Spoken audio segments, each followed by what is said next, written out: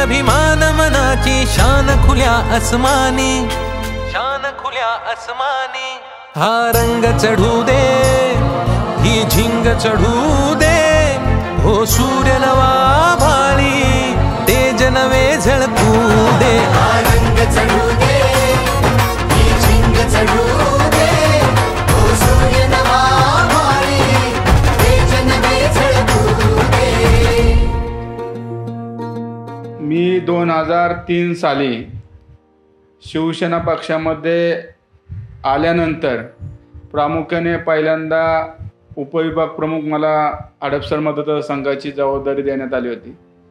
त्यानंतर 2006 साली विभाग प्रमुख म्हणून मी पूर्ण पुणे कॅन्टोन्मेंट मतदारसंघाचा विभाग प्रमुख होतो आणि 2007 ते 2017 या 15 वर्षामध्ये पुणे महानगरपालिकेचं नगरसेवक म्हणून या हडपसर मतदारसंघामध्ये काम केलं।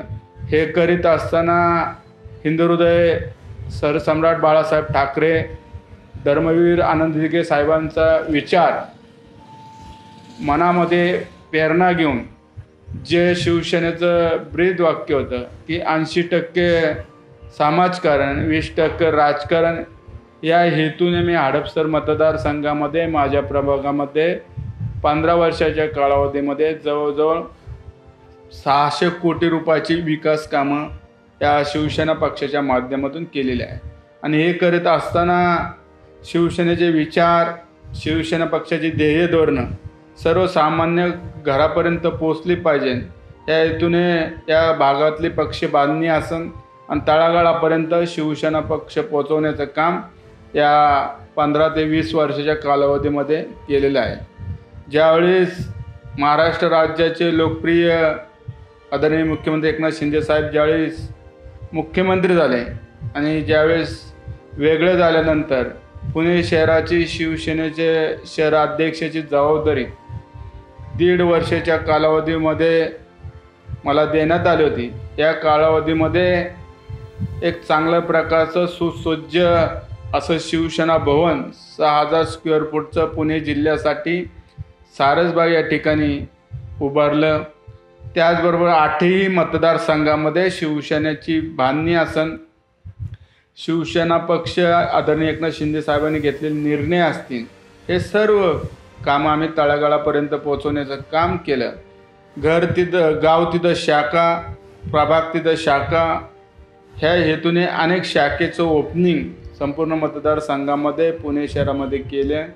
त्याचबरोबर 10 लोकांची टीम शिवसेना पक्ष कार्यालयातून, एक CM टीम पुणे या माध्यमातून जे काही निर्णय महाराष्ट्र शासनाच्या वतीने ज्यावेळेस होत असतात आणि साहेबांनी घेतलेले, मुख्यमंत्री साहेबांनी घेतलेले निर्णय असतील, त्याचबरोबर आदरणीय खासदार श्रीकांत साहेब शिंदे असतील, त्याचबरोबर महाराष्ट्रातले शिवसेनेचे मंत्री असतील, त्या भागामध्ये जे काम करत असतात ते सर्व कामं शिवसेना पक्ष कार्यालयातून तळागाळापर्यंत पोहोचवण्याचं काम या 1.5 वर्षाच्या कालावधीमध्ये केलेलं आहे। संपूर्ण संघटनात्मक बांधणी, मग गटप्रमुख असन, बूथप्रमुख असन, शिवदूत असन, BLA असन, या सर्व गोष्टी आम्ही या पक्ष कार्यालयातून करीत असतो। आणि शिबिरं, शिवसेना पक्षाचं काम, शिवसेना पक्ष ध्येय धोरण, साहेबांनी घेतलेले निर्णय, आदरणीय मुख्यमंत्री साहेबांचे जे निर्णय होतात, हे सर्व निर्णय आम्ही खाली तळागाळापर्यंत पोहोचवायचं काम शिबिराच्या माध्यमातून केलेलं आहे। अनेक कामं, विकास कामं या भागामध्ये पुणे शहरामध्ये आदरणीय मुख्यमंत्री एकनाथ शिंदे साहेबांच्या मार्गदर्शनाखाली त्या मतदारसंघामध्ये चालू आहे। बाळासाहेब ठाकरेंचं जे हिंदुत्व होतं, ते हिंदुत्वचे विचार कुठेतरी कमी पडत चालले होते आणि बरेच असे आमदार होते की त्यांच्याकडं दुर्लक्ष केलं जात होतं आणि त्या ठिकाणी कामं होत नव्हती। महाविकास आघाडीच्या काळामध्ये आपल्या आमदारांना जो निधी वाटप असन, जे त्यांना मान सन्मान असन, हा सन्मान कुठंतरी कमी पडत होता। म्हणून या सर्व 40 आमदार असतात, अपक्ष 10 आमदार असतील आणि 13 खासदारांनी आदरणीय महाराष्ट्र राज्याचे लोकप्रिय मुख्यमंत्री एकनाथ शिंदे साहेबांच्या नेतृत्वात जो उठाव केला की हिंदुत्व, जे बाळासाहेबांचे विचार आणि हिंदुत्व टिकले पाहिजे, मराठी माणूस टिकला पाहिजे आणि जे शिवसेनेचे ध्येय धोरण आहे हे कायमस्वरूपी पुढे चाललं पाहिजे.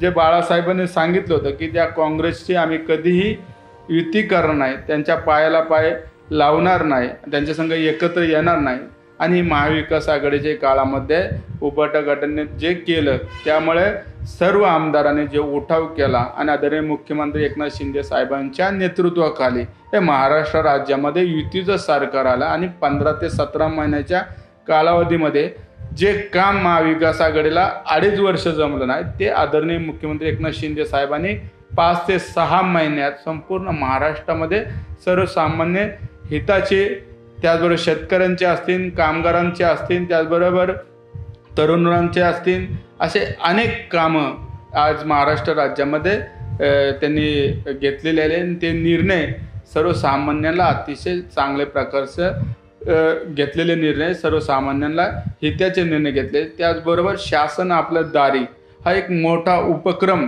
साहेबांनी एकाच छताखाली सर्व नागरिकांना त्याचा लाभ, मग त्या बचत गट असन, शेतकरी असन, अनेक लाभ एकाच छताखाली हजारो लाखो लोक येऊन त्यांना एकाच छताखाली निर्णय शासन आपल्या माध्यमातून निर्णय घेण्यात आलेले. त्याचबरोबर लेख आपली या माध्यमातून ज्यावेळेस मुलगी जन्माला येईल ते मुलगी जन्माला आले की तिच्या नावावर 5,000, नंतर पहिलीला गेली की 10,000, असं ते 18 वर्षाच्या होसपर्यंत तिला 1 लाख रुपये त्या मुलीला मिळणाराचा निर्णय अतिशय उत्तम असे निर्णय त्यात घेत. एक मुख्यमंत्री म्हणून सर्वसामान्य कुटुंबातला एक मुख्यमंत्री आहे. रिक्षा चालकापासून तर आज मुख्यमंत्रीपर्यंत त्यांचा प्रवास आहे. तुम्ही बघितलं असेल की मुख्यमंत्री साहेब झाल्यानंतर त्यांना कुठलाही खुर्चीचा लोभ नाही. सर्वसामान्यातल्या कार्यकर्त्याला ते भेटत असतात. त्यांची जे इच्छा आहे, ज्यांची जे काम जे काही घेऊन आलेलं असते ते काम करणं, त्याच ठिकाणी तिथूनच त्या अधिकाऱ्याला फोन करून सांगणं आणि त्या ठिकाणी फोन करून त्याचं काम सोडवण्याचं आदरणीय मुख्यमंत्री एकनाथ शिंदे साहेब तळागाळापर्यंत पोहोचलेले आहे. त्याचबरोबर इसरालवाडीसारखी जी दुर्घटना घडली होती त्याच्यात जी परिस्थिती बघितली असेल तुम्ही, तर त्या ठिकाणी 5 ते 10 किलोमीटर साहेब त्या ठिकाणी चालून त्या ठिकाणी इसरालवाडीचा जो काय त्यावेळेचा घटना घडली त्याला तुम्ही बघितलं असेल. ती घटना एक अतिशय दुर्दैवी घटना होती आणि साहेब त्या ठिकाणी थांबून त्या लोकांचं पुनर्वसन करून ज्या मुलांना त्यांचे आईवडील दुर्दैवाने त्याच्यामध्ये गेले होते त्यांना सर्वांना दत्तक घेऊन त्यांचा आज पुढील ह्याच्यासाठी सर्व शैक्षणिक खर्च ते करत असतात.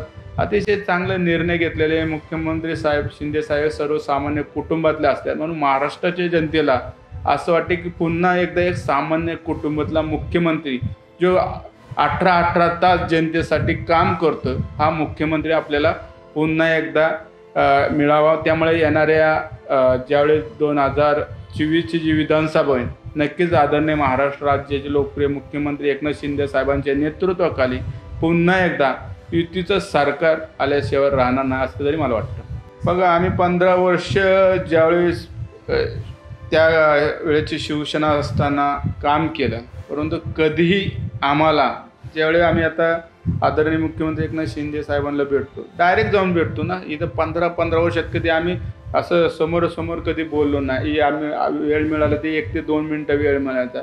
सर्वसामान्य कार्यकर्त्याला जर वेळ दिली, त्याची जर व्यथा जाणून घेतली तर पक्ष टिकतो. पक्ष कुठल्या एका माणसावर टिकत नाही, तर पक्षातली संघटना जी असते त्या संघटनेवर पक्ष चालत असतो.